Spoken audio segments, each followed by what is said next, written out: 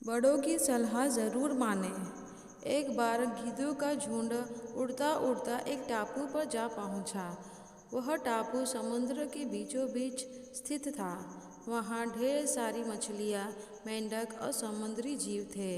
इस प्रकार गिद्धों को वहाँ खाने पीने को कोई कमी नहीं थी। सबसे अच्छी बात ये थी कि वहाँ गिद्धों का शिकार करने वाला कोई जंगली जानवर नहीं था। गीदे वहाँ बहुत खुश थे। इतना आराम का जीवन उन्होंने पहले देखा नहीं था। उस झुंड में अधिकांश गिद्ध युवा थे। वे सोचने लगे कि अब जीवन भर इसी टापू पर रहना है, यहाँ से कहीं नहीं जाना, क्योंकि इतना आरामदायक जीवन कहीं नहीं मिलेगा। लेकिन उन सबके बीच में एक बूढ़ा गिद्ध भी था। वह जब युवा गिद्धों को देखता तो चिंता में पड़ जाता। वह सोचता कि यहाँ के आरामदायक जीवन का इन युवा गिद्धों पर क्या असर पड़ेगा। क्या ये वास्तविक जीवन का अर्थ समझ पाएंगे? यहाँ उनके सामने किसी प्रकार की चुनौती नहीं है। ऐसे में जब कभी मुसीबत इनके सामने आ गई तो ये कैसे उनका मुकाबला करेंगे? बहुत सोचने के बाद एक दिन बूढ़े गिद्ध ने सभी गिद्धों की सभा बुलाई। अपनी चिंता जताते हुए वो सबसे बोला, इस टापू में रहते हुए हमें बहुत दिन हो गए हैं। मेरे विचार से अब हमें वापस उसी जंगल में जाना चाहिए जहाँ से हम आए हैं। यहाँ हम बिना चुनौती का जीवन जी रहे हैं। ऐसे में हम कभी भी मुसीबत के लिए तैयार नहीं हो पाएंगे। युवा गिद्धों ने उनकी बात सुनकर भी अनसुना कर दी। उन्हें लगा कि बढ़ती उम्र के असर से बूढ़ा गिद्ध सठिया गया है, इसीलिए ऐसी बेकार की बातें कर रहा है। उन्होंने टापू की आराम की जिंदगी छोड़कर जाने से मना कर दिया।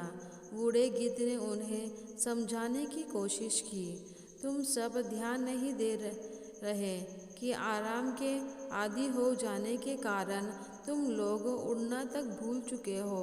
ऐसे में मुसीबत आई तो क्या करोगे? मेरी बात मानो, मेरे साथ चलो। लेकिन किसी ने बूढ़े गिद्ध की बात नहीं मानी। बूढ़ा गिद्ध अकेले ही वहाँ से चला गया। कुछ महीने बीते। एक दिन बूढ़ा गिद्ध ने टापू पर गए गिद्धों की खोज खबर लेने की सोची और उड़ता उड़ता उस टापू पर पहुँचा। टापू पर जाकर उसने देखा कि वहाँ का मंजर बदला हुआ था। जहाँ देखो वहाँ गिद्धों की लाशें पड़ी थी। कई गिद्ध लहूलुहान और घायल पड़े हुए थे। हैरान बूढ़े गिद्ध ने एक घायल गिद्ध से पूछा, ये क्या हो गया? तुम लोगों की ये हालत कैसे हुई? घायल गिद्ध ने बताया, आपके जाने के बाद हम इस टापू पर बड़े मज़े की ज़िंदगी जी रहे थे। लेकिन एक दिन एक जहाज़ यहाँ आया। उस जहाज़ से यहाँ चीते छोड़ दिए गए। शुरू में तो उन चीतों ने हमें कुछ नहीं किया, लेकिन कुछ दिनों बाद जब उन्हें आभास हुआ कि हम उड़ना भूल चुके हैं, हमारे पंजे और नाखून इतने कमज़ोर पड़ गए हैं कि हम तो किसी पर हमला ही नहीं कर सकते और ना ही अपना बचाव कर सकते हैं, तो उन्होंने हमें एक एक कर मारकर खाना शुरू कर दिया। उनके ही कारण हमारा ये हाल है। शायद आपकी बात न मानने का ये फल हमें मिला है। इस कहानी से हमें ये सीख मिलती है कि अक्सर कंफर्ट जोन में जाने के बाद उससे बाहर आ पाना मुश्किल होता है। ऐसे में चुनौतियाँ आने पर उनका सामना कर पाना आसान नहीं होता।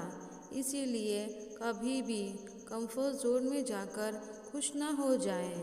खुद को हमेशा चुनौती देते रहें और मुसीबत के लिए तैयार रहें। जब तक आप चुनौती का सामना करते रहेंगे, आगे बढ़ते रहेंगे।